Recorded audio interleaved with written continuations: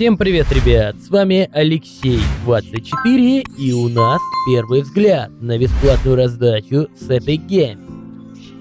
Со 2 июня по 9 июня можно абсолютно бесплатно забрать игру Wolfenstein The New Order в Epic Games Store. В данном видео я кратко расскажу про данную бесплатную раздачу и, конечно же, дам свою личную оценку данной игре. Но, ребята, внимание! Игра недоступна тем, у кого аккаунт Epic Games зарегистрирован в Российской Федерации и Белоруссии. Не буду на этом затягивать. Погнали!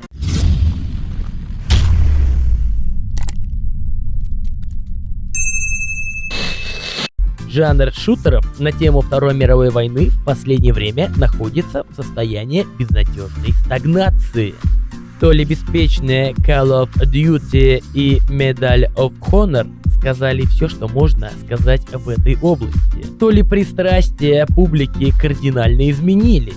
Разработчики из Machine Games решили не играть судьбой и поступили очень изысканно. В Wolfenstein The New Order есть фрицы, но нет Второй мировой войны.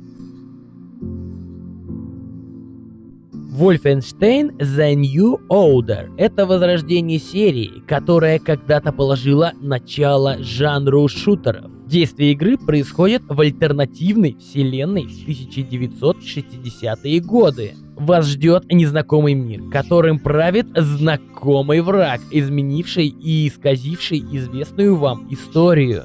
Wolfenstein The New Order — шутер от первого лица, как я сказал выше. Он рассказывает именно альтернативную историю, в которой Третий Рейх одержал победу над противником и поработил весь мир. Нацистская Германия совершила невероятный технологический скачок, поэтому сеттинг можно расценивать как ретро-футуризм с элементами антиутопии.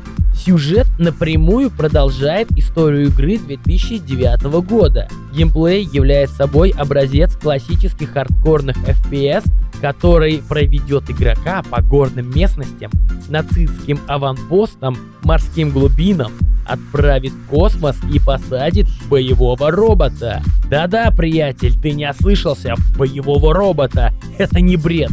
Выше я уже говорил про альтернативную вселенную. Итак, вернемся к нашему игровому сюжету. На дворе 1960 год. Война с нацистской Германией затягивается. Союзники несут серьезные потери и в последней битве проигрывают. После чего победа отдаляется, и в итоге нации одерживают верх. Новый мировой порядок воцарился на земле. Главный герой этой части, опять же, тот же Бласковец. Американский солдат, чье великое противостояние с нацистской Германией было описано в предыдущих играх серии. Он участвует в последней высадке на укрепленный оплот фашистской Германии, на крепость Черепа. В бою они терпят неудачу, а Бласковец повреждает мозг и попадает в психушку на долгие годы. В отличие от многих игр жанра, Wolfenstein The New Order сильно завязан на сюжете и персонаже. В определенный момент герою предстоит принимать тяжелые решения, меняющие дальнейшее развитие истории, и то, как персонажи появляются в прохождении. Все действующие лица игры обладают уникальными способностями, индивидуальной историей и харизмой. Игра содержит много отсылок и иллюзий на реальный мир, но выворачивает его наизнанку, показывая, как бы выглядели те или иные события, если Третий Рейх пришел к власти после Второй мировой.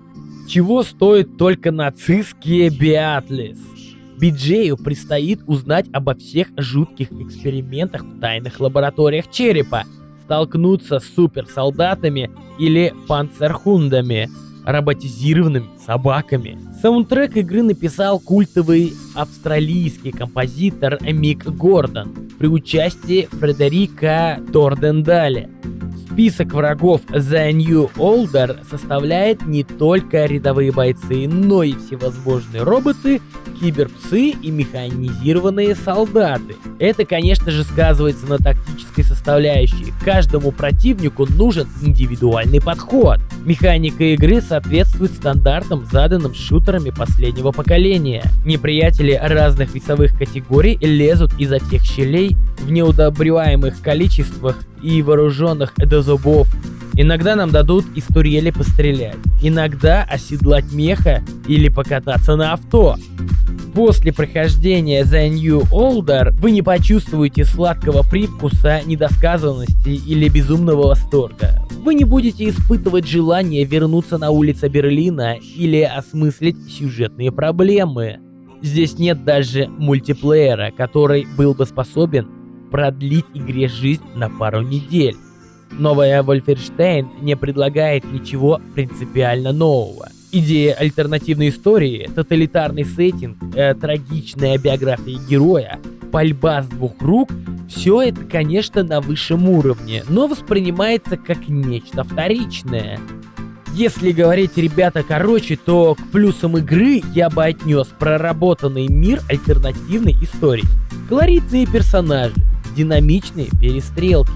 Ну а к минусам я, наверное, отнесу, что много модного и лишнего, прокачка самого героя, примитивный стелс, ну и как бы я бы не сказал, что тут есть что-то свежее. По поводу того, стоит ли в нее играть, я бы для коллекции ради забрал себе эту игру. Авось пригодится когда-нибудь погонять в нее. Ну а ты, приятель, как всегда, решай сам. Вот такой вот был обзор бесплатной раздачи с Epic Games. На моем канале я стараюсь каждую неделю делать обзор на бесплатной раздачи. Еще на моем канале выходят различные прохождения игр. Заходи, будет интересно. Ссылка на плейлист и весь контент будет в описании под видео. Подписывайся на канал и ставь лайк. И мы увидимся уже в следующем видео. Всем пока!